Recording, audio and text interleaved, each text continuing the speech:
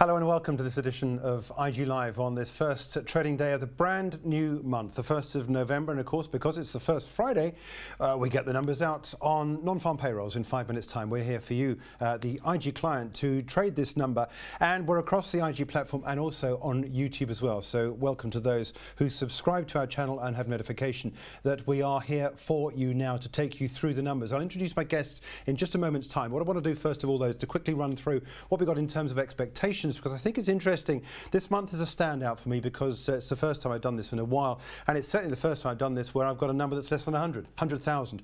89,000 is the broad consensus that we're working to, at least. I know there's a little bit of flexibility either one way or the other in terms of numbers that we're expecting in terms of the number of jobs created in the month of October. And of course, this month is a month that's been twisted by some degree on the strike around General Motors. In terms of the unemployment rate, that's expected to go out from 3.5 to 3.6%, whichever way you cut that. We're not too far away, if indeed we are actually pretty much on full employment within the US economy. Under normal circumstances, this would have an upward pressure on the average wages, but, well, we're getting a reading expectation there of something along the lines of 0.3% month on month, 3% year on year. But certainly the risks to this number, at least in terms of the consent of the normal average, is certainly on the downside because of that strike at General Motors. Also, as well, any fallout as well from Boeing. Boeing's been one of the underperformers in terms of the Dow Industrials, which is one of the reasons why the Dow has been lagging the broader S&P 500 and the records as well, not just the S&P but also on the NASDAQ, but certainly the Dow has been the laggard. Let's start off first of all with the Dow. Let's just quickly run through the charts on where we are. What I'll do is I'll change these daily charts into minute by minute charts as we go towards the bottom of the hour and looking ahead to that number. This is the S&P 500. We saw a 1.8% gain in the month of October, and we've been peaking out above that today at 3,041, and the NASDAQ as well, as I was saying, the Tech 100 in this case, we are pretty much on that 4.15% of gains we saw in the month of October. And also quickly, just to update you on where we are in terms of the euro dollar. The euro dollar chart, I understand my charts have frozen. Let me see if I can get an up-to-date chart for you on that as I speak. Let's get on to our guests. It's probably a better time to do that when I look at rebooting my system. Gentlemen, welcome to the studio. It's very good to talk to you again, Peter, from Commerzbank. Peter Dixon from Commerzbank, and Chris Beecham, IG's Chief Market Analyst. Peter, to you first of all. I was talking there about the 89,000 expectations across the consensus that we're looking at. How's this fit in with you at Commerzbank? We're moderately higher. I mean, we're close to 100 as a house view. But I think if you were to take the house view as 100, then I would say the risk clearly tilted to the downside. I mean, strikes can be a wild card. We know from past experience that they can cause an awful lot of damage to the numbers. This is one of the biggest outages at General Motors for, I think 4 decades. So there's an awful lot of uncertainty surrounding this one. Yeah. What do you think about my comments about the unemployment rate at which we got the unemployment, what, 3.6% in terms of the full employment and the effect or not that it's having on the upward pressure would one normally expect on wages? Yeah, I mean, you're dead right. I mean, I think most analysts would agree with you that this is as good as we're going to get on the employment front. Why is it not impacting on wages? I think there are a lot of structural factors which have led to a sort of flatter Phillips curve, in other words, a flatter trade-off between wages and unemployment, technical change, greater competitive pressures, fallout from the global financial crisis, which impacted upon expectations. You know, all of those factors in the mix. So it's proving very difficult for the authorities, the Fed in particular, to get inflation back towards the 2% target and holding it there. Yeah. Chris, let's bring you in quickly.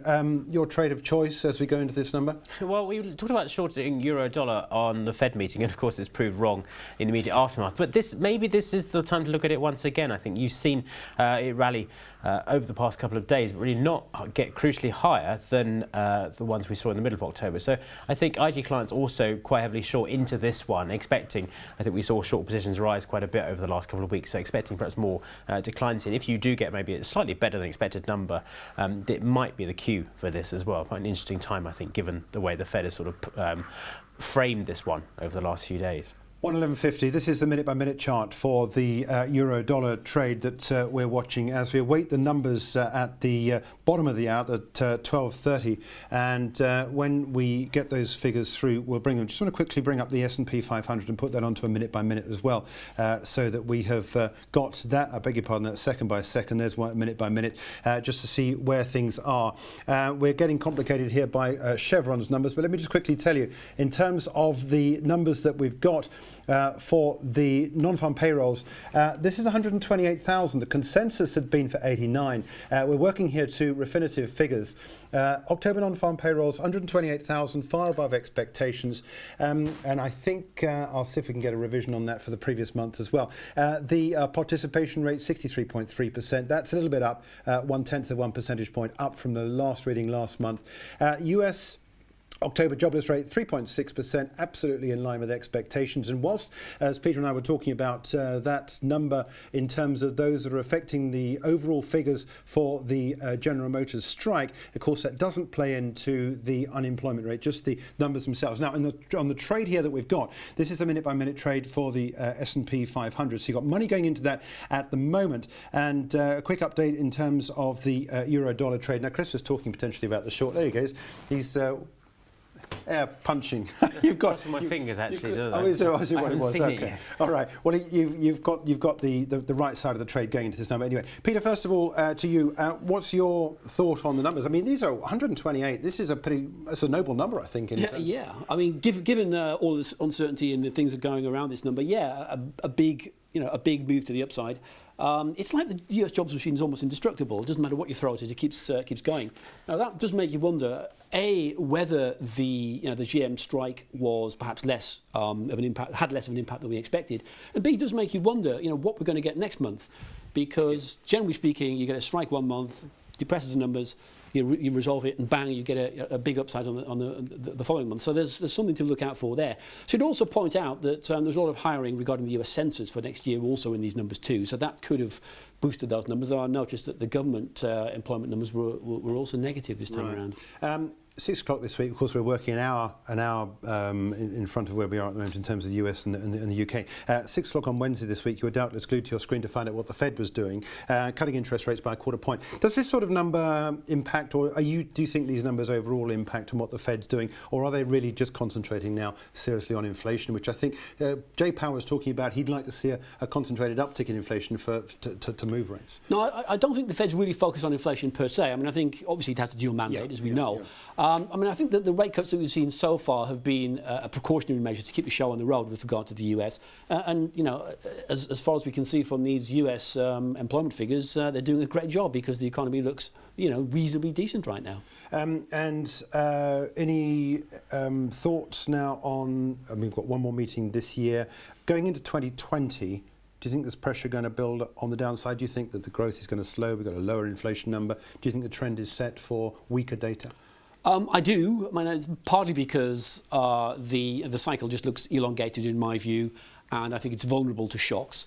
And of course, the trade dispute with China continues to rumble on in the background, perhaps less of an issue than it once was for the moment. It seems to have gone into a hiatus mode. But I still think the risks to the US economy moderately to the downside. We're not talking about a great crash or a huge recession or anything like that. But the door may reopen for another Fed rate cut in the first half of next year. Yeah, it's interesting actually looking at, this is the US 500, if we can go to the S&P 500 chart, we see there's record highs this week.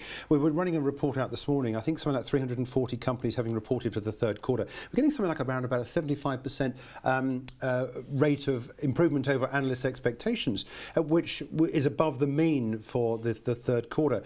How is all this playing into the US economy? Because if we're getting corporates reporting good numbers, it certainly seems like there is the activity out there to continue to see an uptick. That certainly would appear to be the case. I mean, I think we're seeing a little bit less positive guidance for the fourth quarter. So I think there's a lot of uncertainty out there from corporate America as to how things proceed from here. So we may see that the expectations numbers have been revised down.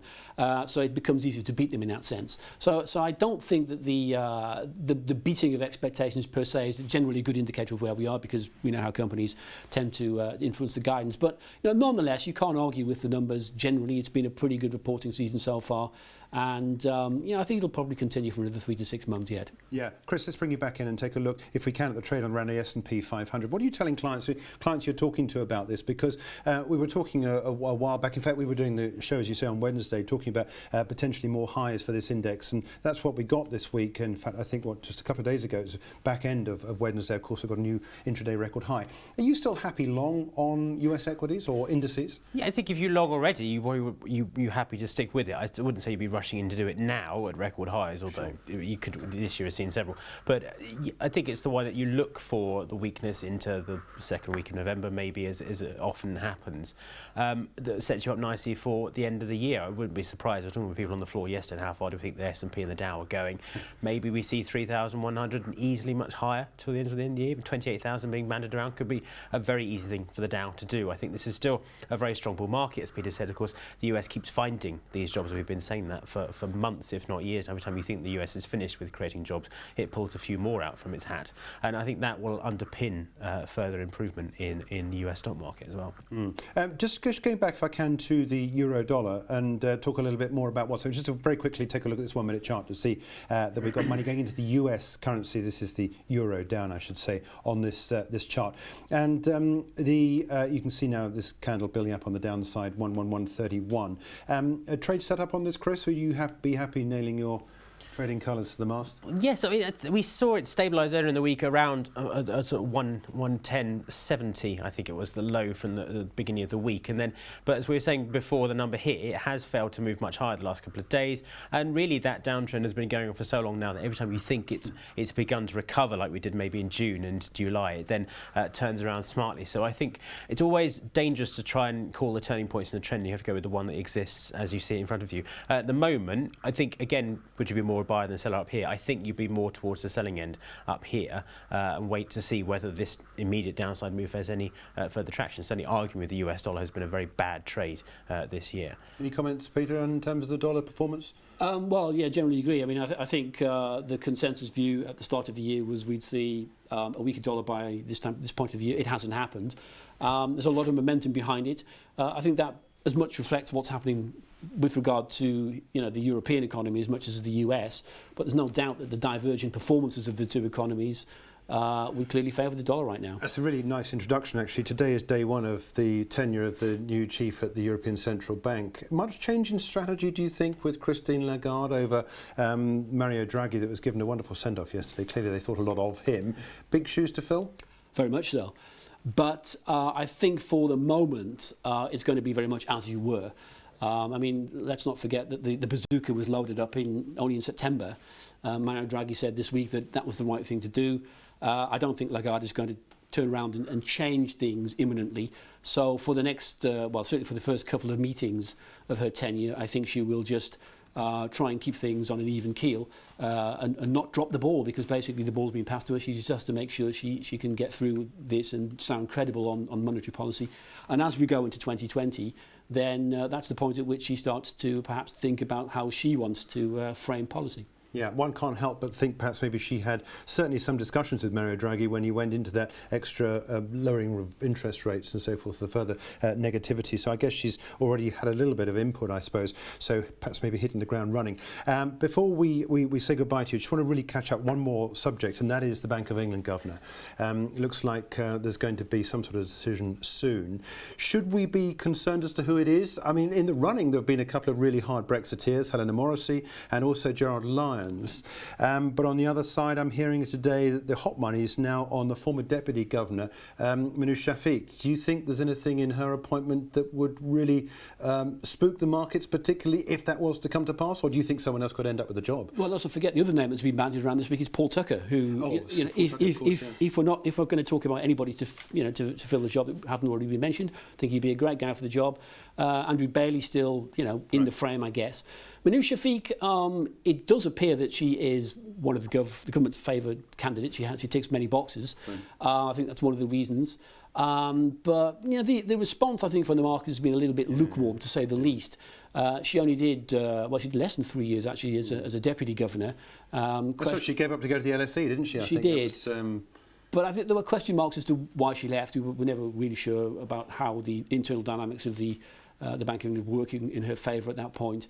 So if she were to go back in, I think it would be maybe a little bit difficult for her, because she would then have to pick up where she left off, and she would have to win over the trust of many of those people who, quote unquote, she abandoned back in 2017. Yeah. Okay, look, it's a pleasure, Peter. Thanks indeed for joining us. Peter Dixon from Commerzbank and Chris Beecham, IG Chief Market Analyst, with us with today's analysis of what we've seen there today. And I was just hearing actually that we've got, I think there's no revision to the previous month, 136, but we did have 128,000. I beg your pardon, Chris is saying it is higher, I beg your pardon, scrap that one. Let me just quickly tell you that, in fact, we got 128,000 jobs having been created in the month of October, and that was far above, well, pretty much above expectations.